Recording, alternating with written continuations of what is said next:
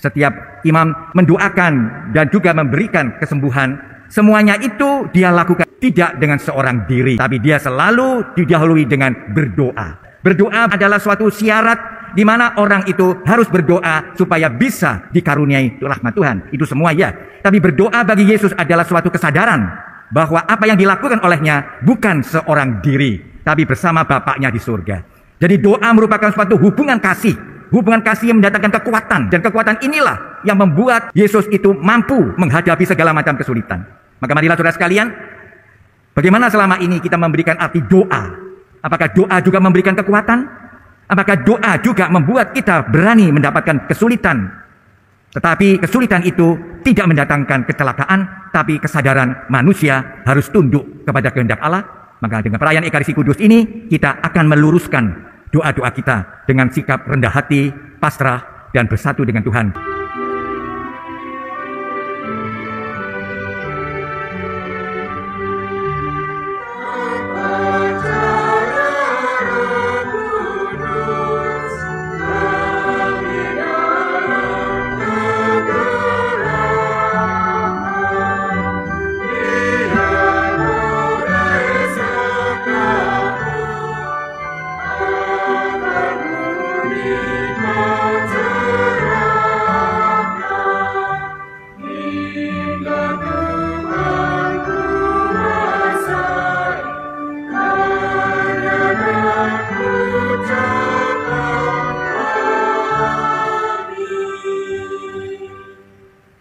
Kalian telah menerima Kristus Yesus Tuhan kita, karena itu hendaklah hidup kalian tetap di dalam Dia.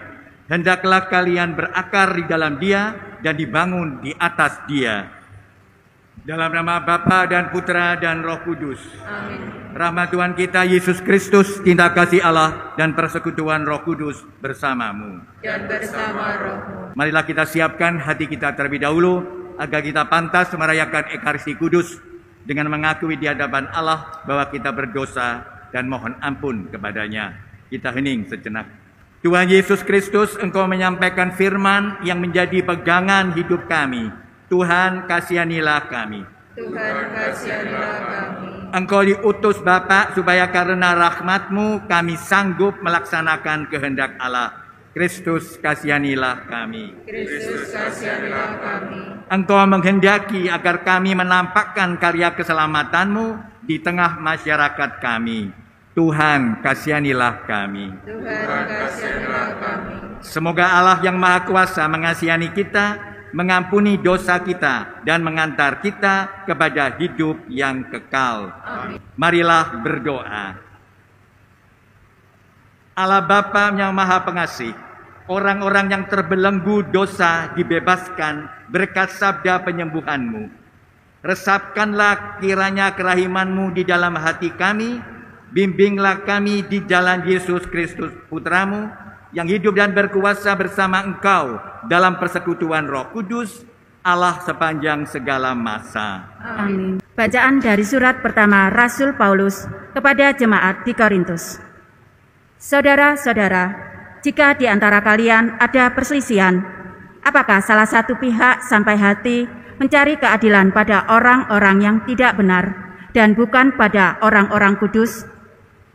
Atau tidak tahukah kalian bahwa orang-orang kudus akan menghakimi dunia?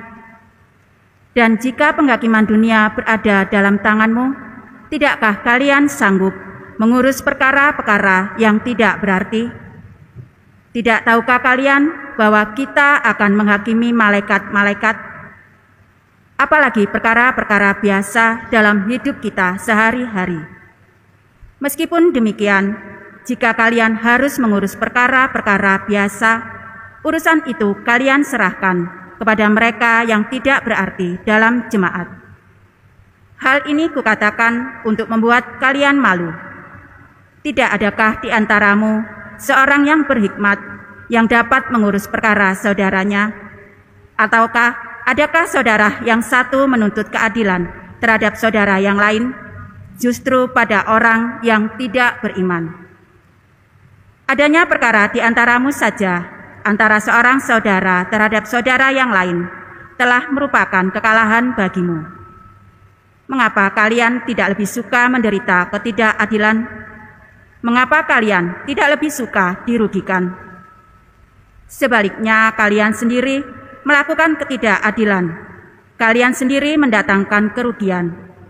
Dan hal itu kalian lakukan terhadap saudara-saudarimu sendiri. Atau tidak tahukah kalian bahwa orang-orang yang tidak adil tidak akan mendapat bagian dalam kerajaan Allah?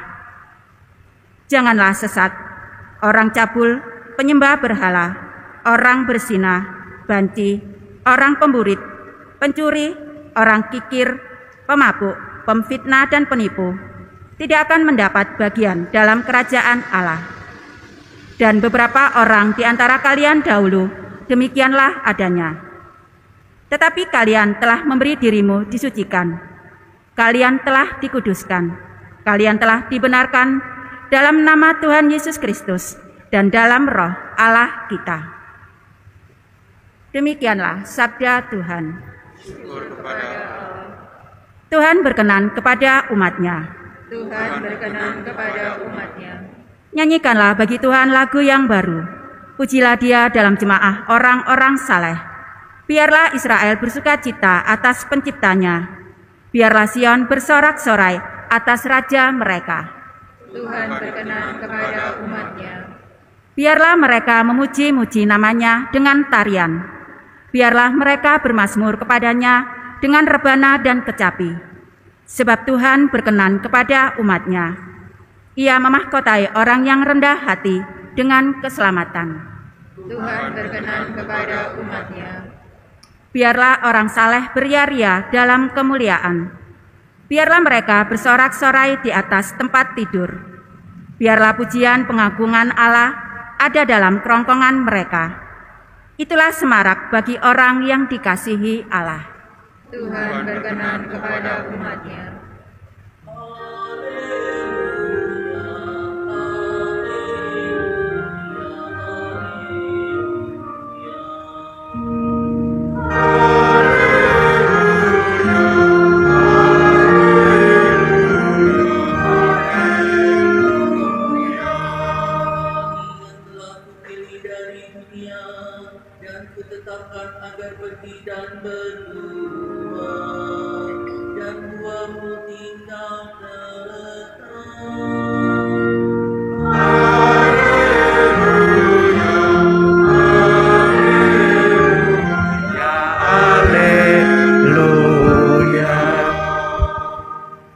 Tuhan bersamamu. Dan bersama roh.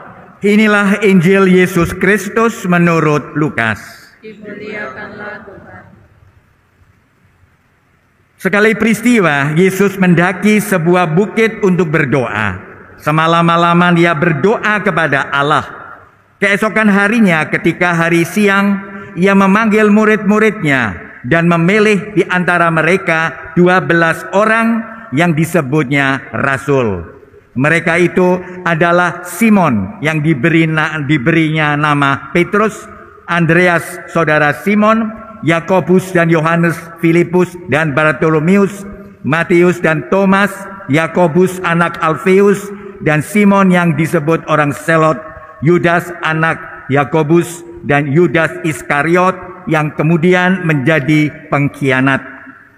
Lalu Yesus turun bersama mereka dan berhenti pada suatu tempat yang datar. Di situ berkumpul sejumlah besar murid-muridnya dan banyak orang lain yang datang dari seluruh Yudea dan dari Yerusalem dan dari daerah pantai Tirus dan Sidon. Mereka datang untuk mendengarkan Dia dan untuk disembuhkan dari penyakit mereka. Juga mereka yang kerasukan roh-roh jahat mendapat kesembuhan. Dan orang banyak itu berusaha menjamah Dia, sebab daripadanya keluar suatu kuasa dan semua orang itu disembuhkannya. Demikianlah sabda Tuhan. Terpujilah Kristus. Saudara sekalian, di dalam Injil Lukas disadarkan bahwa Yesus selalu di dalam melakukan semua kebaikan, terutama dalam peristiwa-peristiwa penting seperti pemilihan ke-12 rasul merupakan suatu peristiwa penting, tapi juga tugasnya Yesus juga seperti setiap imam mendoakan dan juga memberikan kesembuhan.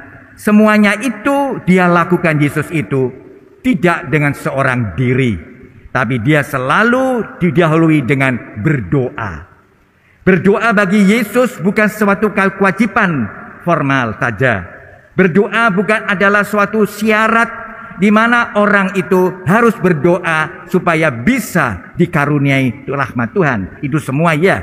Tapi berdoa bagi Yesus adalah suatu kesadaran bahwa apa yang dilakukan olehnya bukan seorang diri, tapi bersama Bapaknya di surga. Jadi doa merupakan suatu hubungan kasih yang mendatangkan kekuatan. Dan kekuatan inilah yang membuat Yesus itu mampu menghadapi segala macam kesulitan. Maka marilah saudara sekalian, bagaimana selama ini kita memberikan arti doa? Apakah doa juga memberikan kekuatan? Apakah doa juga membuat kita berani mendapatkan kesulitan? Tetapi kesulitan itu tidak mendatangkan kecelakaan, tapi kesadaran manusia harus tunduk kepada kehendak Allah. Maka dengan perayaan Ekaristi Kudus ini kita akan meluruskan doa-doa kita dengan sikap rendah hati, pasrah, dan bersatu dengan Tuhan lebih-lebih dalam Ekaristi Kudus yang kita rayakan pada sore hari ini. Dengan sikap iman inilah marilah kita merayakan Ekaristi Kudus. Marilah mewartakan misteri iman kita. Setiap kali kami makan roti ini dan minum dari piala ini, Maafmu Tuhan, kami akan hingga Engkau datang. Kalian telah kupilih dari dunia dan kutetapkan agar pergi dan berbuah, dan buahmu tinggal tetap. Marilah berdoa. Allah Bapa kami Maha Pengasih, kami bersyukur bahwasanya Engkau telah bersabda kepada kami, dan kami telah Kau perkenankan hidup berkat rahmat-Mu yang melimpah. Kami mohon teguhkanlah kami dalam cinta kasih-Mu kepada umat manusia. Demi Kristus Tuhan dan pengantara kami. Amin. Tuhan bersamamu. Dan bersama rohmu. Semoga Allah yang Maha Kasih memberkati saudara-saudari, Bapa, Putra, dan Roh Kudus. Amin. Saudara sekalian, pulanglah, misa sudah selesai. Syukur kepada Allah.